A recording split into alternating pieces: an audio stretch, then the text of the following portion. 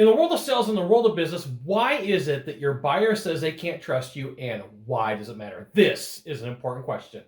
I'm Scott Bell. I'm coming to you live from Sacramento, California on a perfect day to talk about sales and a perfect day to talk about you. Now, before we begin, hit that subscribe button.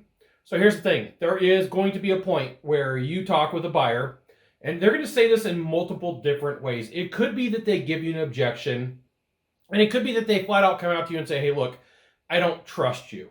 And part of this could be for a few different reasons. One, you sped through your sales presentation and you didn't ask questions and you just automatically assumed that you had the right answer. Two, you didn't have enough proof elements. You didn't have enough ability to prove that you were the right person. Now, that could have been through testimonials, that could have been through reviews, that could have been through videos that you've shot to explain what type of product or service that you could deliver. And if that's the case, both these instances are your fault.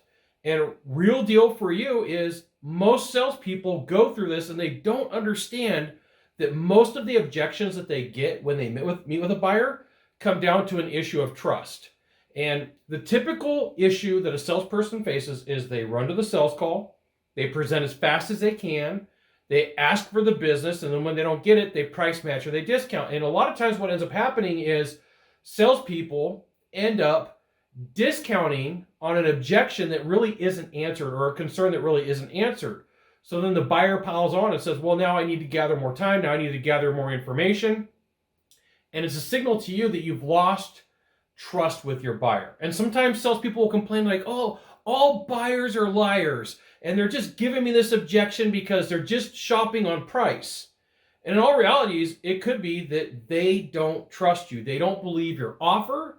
They don't believe that you're a good company. They don't believe that you're a good service. And so the quick, like, I'll just give you a discount to get to the sale, to get to the dollar, to get to the close, can be part of your problem. So I'm going to help you out. Bonus section right here. What you should do is take your sales presentation when you're in the good times, take your sales presentation when you're in bad times, and build out a checklist. And in that checklist, you're going to say, here's all the things that I'm supposed to do in my presentation. And then when you leave, you go through the checklist and you're real about it. If you didn't do an action, you put on the check mark, no, I didn't do it. If you did an action, you say, yes, I did.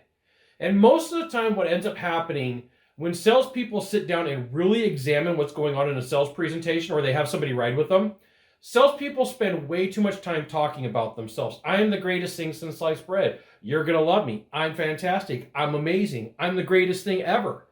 And what it comes down to is you didn't give your buyer, your potential client, enough time to talk. And so you just talked yourself out of a sale. So there's a lot of things that could be going on.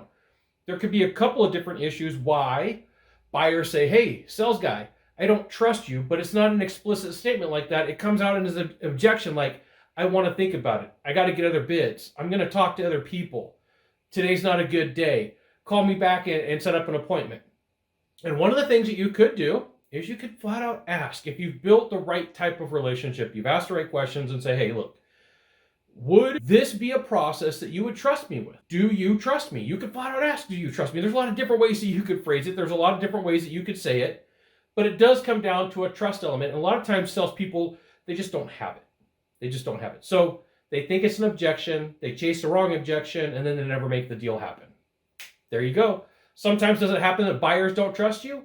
Absolutely. And does it happen because you can cause it? Yes, it is. Yes, you can. You got one thing to do from here, just one thing. Find the subscribe button, click on it. Every time I send out a video, you'll get an update. This is Scott Bell Consultant sending another fantastic video, probably from a cool location. Today I'm in Sacramento, California. We'll see you soon. Thanks for dropping by. Aloha.